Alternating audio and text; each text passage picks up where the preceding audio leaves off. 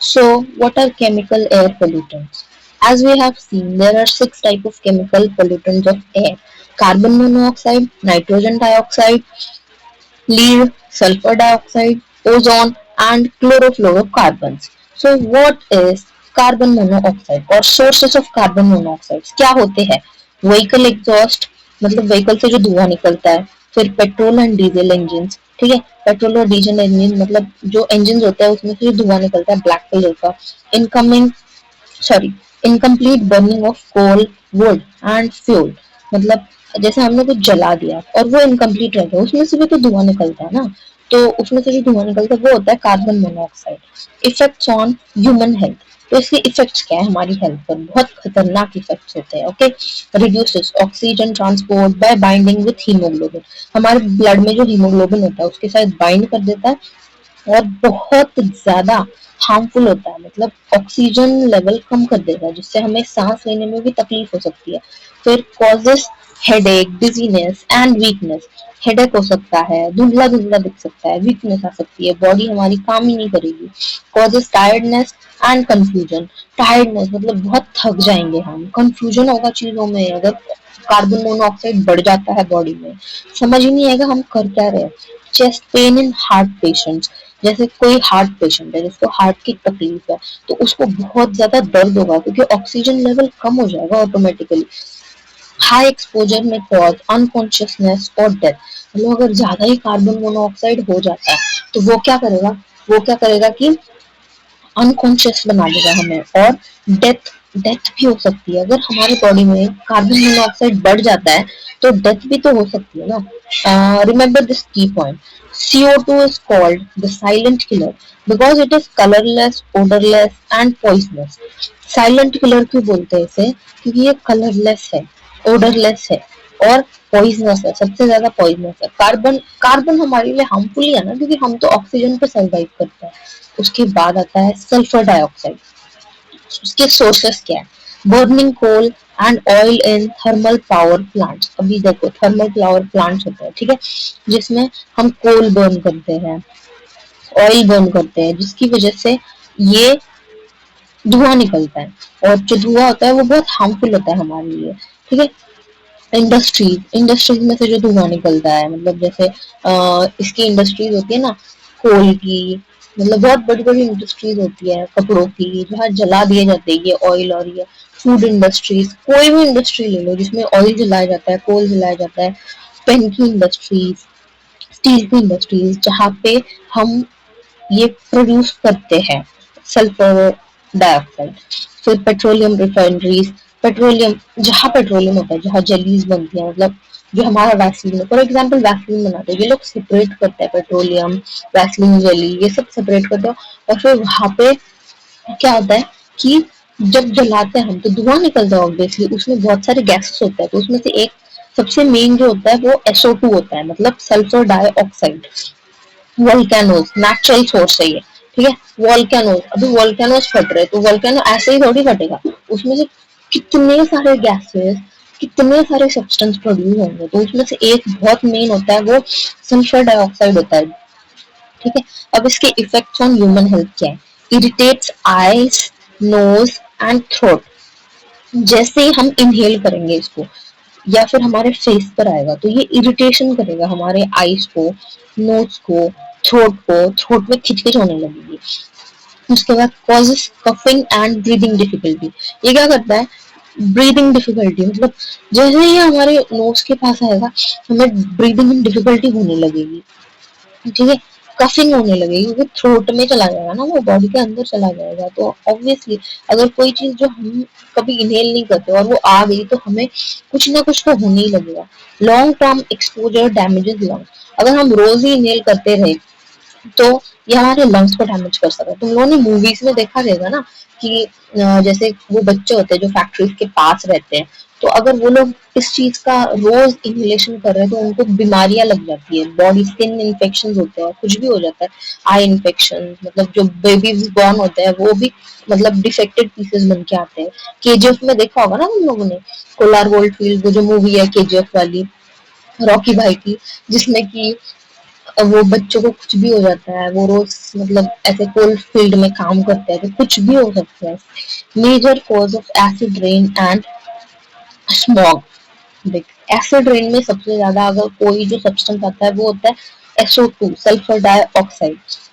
और जो स्मॉग होता है जो सुबह सुबह दिखता है हमें, हम्म, उसमें सबसे ज्यादा सल्फर डाइऑक्साइड होता है, तो ये हमारी हेल्थ को बहुत ज्यादा ये कर सकता है। अभी की पॉइंट क्या है इसमें, SO2 mainly affects the respiratory system. मतलब सबसे ज्यादा अफेक्ट कोई ऑर्गन करेगा तो वो लंग्स है, हमारे रेस्पिरेटरी ऑर्गन्स है, क्योंकि सीधा नोज से इनहेल करेंगे हम इसे। उसके बाद आता है थर्ड, नाइट्रोजन डाइऑक्साइड, NO2। ठीक है, सोर्सेस क्या है NO2 के, बताओ। सोर्सेस है motor vehicles, thermal power plants, diesel and petrol combustion, industrial boilers. मतलब जहाँ पर भी इंडस्ट्रीज है, फैक्ट्रीज है, मोटर व्हीकल्स है, जहाँ से भी धुआं निकल रहा है वहां से नाइट्रोजन डाइऑक्साइड प्रोड्यूस होगा, मतलब होगा। Thermal power plants, effects on human health कैसी, lung irritation, reduces lung function, increases respiratory infection, worsens asthma and bronchitis. मतलब सबसे ज्यादा अफेक्ट अगर कुछ करेगा तो वो हमारे लंग्स है, मतलब रेस्पिरेटरी ऑर्गन है। Long term exposure causes permanent lung damage. Long term exposure जो है कॉजेज परमानेंट लंग डैमेज, मतलब लंग को अगर ज्यादा दिन हमने ये इनहेल किया है NO2, नाइट्रोजन डाइऑक्साइड, तो हमारी लंग्स भी डैमेज हो सकती है। की पॉइंट्स क्या है इसके, NO2 contributes to photochemical smog and acid rain। ये किसमें कंट्रीब्यूट करता है, photochemical smog and acid rain में। उसके बाद आता है ग्राउंड लेवल ओजोन, O3, जो हम बचपन से पढ़ते आ रहे हैं। तो सोर्सेस क्या है ओजोन के, ground level ozone is not emitted directly, it forms when nitrogen oxide NO2 और hydrocarbons react in the presence of sunlight. जब ये दोनों मिक्स हो जाते हैं, कौन कौन, NO2 और हाइड्रोकार्बन्स जो कि एयर में प्रेजेंट होते हैं in the presence of sunlight, तब जाके ओजोन बनता है। तो इफेक्ट्स ऑन ह्यूमन हेल्थ क्या है, फ्रीक्वेंट अस्थमा अटैक्स, लंग्स में जाएगा तो हमें अस्थमा भी हो सकता है और अस्थमा अटैक आ सकते हैं। चेस्ट पेन, बहुत ज्यादा हमारी चेस्ट पेन होगी। फिर कफिंग, कफिंग हमें बहुत ज्यादा खांसी आएगी अगर ये हम इनहेल कर रहे हैं तो। डिफिकल्टी इन ब्रीदिंग, बहुत difficult in breathing, difficulty breathing हो जाएगी। आई इरिटेशन, आंखों में बहुत ज्यादा इरिटेशन होगी अगर ये हमारे आंखों पर भी लग जाता है। रिड्यूस लंग फंक्शन, लंग के फंक्शन ही कम हो जाएंगे अगर हम बार बार इसे इनहेल कर रहे हैं। की पॉइंट क्या है इसका, ground level ozone is harmful whereas the ozone layer in the stratosphere is beneficial। मतलब जो ऊपर है ना, स्काई के ऊपर जो स्ट्रेटोस्फीयर है जिसमें जो ओजोन लेयर है वो बहुत ज्यादा बेनिफिशियल है, लेकिन जो हमारे यहाँ पे ग्राउंड लेवल पे आएगा ना जो O3, वो बहुत ज्यादा हार्मफुल है क्योंकि वो गैसेस के साथ मिक्स हो जाएगा। उसके बाद आता है लीड, जिसका कि शॉर्ट फॉर्म क्या है, PB, तुम लोगों ने केमिस्ट्री में पढ़ा रहेगा। सोर्सेस क्या है, lead smelting industries, battery manufacturing, paint industries, metal industries, old leaded petrol, waste incineration. तो जहाँ पर भी ये वाली फैक्ट्रीज होती है, इंडस्ट्रीज होती है, जहाँ पे बैटरी मैन्युफैक्चर होती है, पेंट, मेटल, ये सब मैन्युफैक्चर होता है, लीड एक इम्पोर्टेंट सोर्स होता है। ये लीड से ये सारी चीजें मतलब शेप में आती है, बनती है। तो इफेक्ट्स ऑन ह्यूमन हेल्थ क्या है इसके, डैमेजेस नर्वस सिस्टम, सीधा ब्रेन पर इफेक्ट देता है, मतलब नर्वस सिस्टम खराब कर सकता है, लीड इतना ज्यादा हार्मफुल होता है। Learning and memory problems in children, अगर बच्चे ज्यादा इसको इनहेल कर लेते हैं या खा लेते हैं किसी भी चीज की वजह से, तो ये हमारे सीधा ब्रेन को अफेक्ट करेगा, छोटे बच्चों को भी ब्रेन को अफेक्ट करेगा, किडनी डैमेज करेगा, किडनी को तो खराब करेगा ही करेगा, एनीमिया हो जाएगा, मतलब ब्लड रिलेटेड प्रॉब्लम हो जाएंगी हमें, डाइजेशन डिसऑर्डर्स, डाइजेस्टिव डिसऑर्डर्स हो जाएंगी, मतलब डाइजेशन पूरा खराब हो जाएगा, हार्ट प्रॉब्लम्स हो जाएंगी, हार्ट में बहुत प्रॉब्लम होगी अगर लीड अंदर चला जाता है। लॉन्ग टर्म एक्सपोजर में इंक्रीज कैंसर रिस्क, अगर लीड का बहुत ज्यादा इनहेलेशन कर लेते हैं या खा लेते हैं किसी भी रीजन की वजह से, बाय मिस्टेक भी खा लेते हैं, तो हमें कैंसर भी हो सकता है क्योंकि इट इज वेरी हार्मफुल, ये पूरे ब्लॉक कर सकता है हमारे नर्वस सिस्टम को। Key point, children are more sensitive to lead poisoning, children में ना ज्यादा सेंसिटिव होते हैं, मतलब लीड बहुत ज्यादा हार्मफुल मेटल है, तो उसकी वजह से बच्चों में ज्यादा दिक्कतें आ सकती है।